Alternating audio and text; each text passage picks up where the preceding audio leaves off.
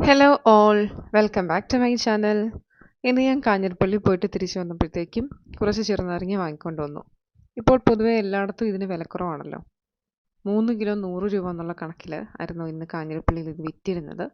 ഞാൻ എന്തായാലും 1.5 കിലോ വാങ്ങി വീട്ടിൽ കൊണ്ടുവന്നു.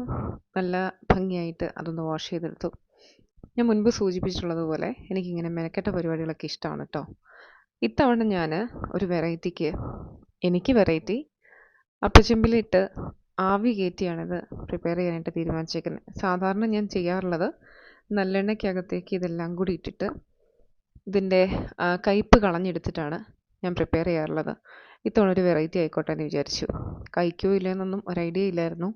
പക്ഷേ ഞാനിത് ആവി കയറ്റിയെടുത്ത് ഇതെല്ലാം ടിഷ്യൂ പേപ്പർ വെച്ച് തുടച്ച് ഓരോ നാരങ്ങയും എടുത്ത് അതിനെ 8 പീസുകളാക്കി അരിഞ്ഞിട്ടുണ്ട്. ഒട്ടും വെള്ളമയം ഇല്ലാതെ വേണം എടുക്കാൻ. പിന്നെ കുറച്ച് ഇഞ്ചി, വെളുത്തുള്ളി, പച്ചമുളക് എടുത്തിട്ടുണ്ട്.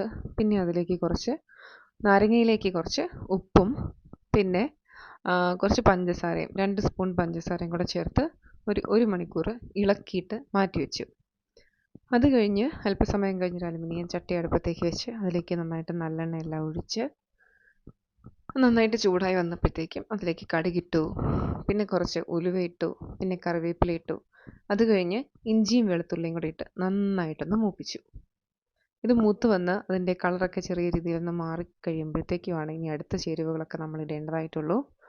അധിക സമയം വെച്ചാൽ അല്പസമയം ഒന്ന് വെയിറ്റ് ചെയ്യാം. പിന്നെ പച്ചമുളകും കൂടി ഇട്ടു. നല്ല രീതിയിലൊന്ന് മൂത്ത് വന്നപ്പോഴേക്കും അതിലേക്ക് മഞ്ഞൾപ്പൊടി ഇട്ടു.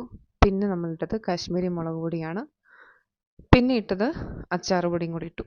അതിൻ്റെ നല്ല രീതിയിൽ അതിൻ്റെ പച്ചമണം എല്ലാം പോകുന്നത് വരെ ഒന്ന് വെയിറ്റ് ചെയ്തിട്ട് നന്നായിട്ട് മൂത്ത് കഴിഞ്ഞപ്പോഴേക്കും പിന്നെ അതിനകത്ത് അഡീഷണൽ വെള്ളമൊന്നും ചേർത്തില്ല. നാരങ്ങയ്ക്കകത്ത് തന്നെ നമ്മൾ അരിഞ്ഞ് കഴിയുമ്പോഴത്തേക്ക് അതിനകത്തുനിന്ന് വെള്ളം എടുക്കും. ആ വെള്ളവും ചേർത്ത് ഇതിനകത്തേക്ക് തട്ടി കുറച്ച് നേരം നല്ല ഭംഗിയായിട്ടൊന്ന് ഇളക്കി കൊടുത്തിട്ട് ഞാൻ വെയിറ്റ് ചെയ്തു. പിന്നെ കുറച്ച് കഴിഞ്ഞിട്ട് അന്ന് നന്നായിട്ട് അതിനകത്തൊന്ന് തിള വന്നു കഴിഞ്ഞപ്പോഴേക്കും വിനാഗിരി ഒഴിച്ച് കൊടുത്തിട്ടുണ്ട്. ലാസ്റ്റ് നമ്മളുടെ നല്ല നാരങ്ങ റെഡി ആയിട്ടുണ്ട്. ഒരു ടിന്നുണ്ടായിരുന്നു കേട്ടോ.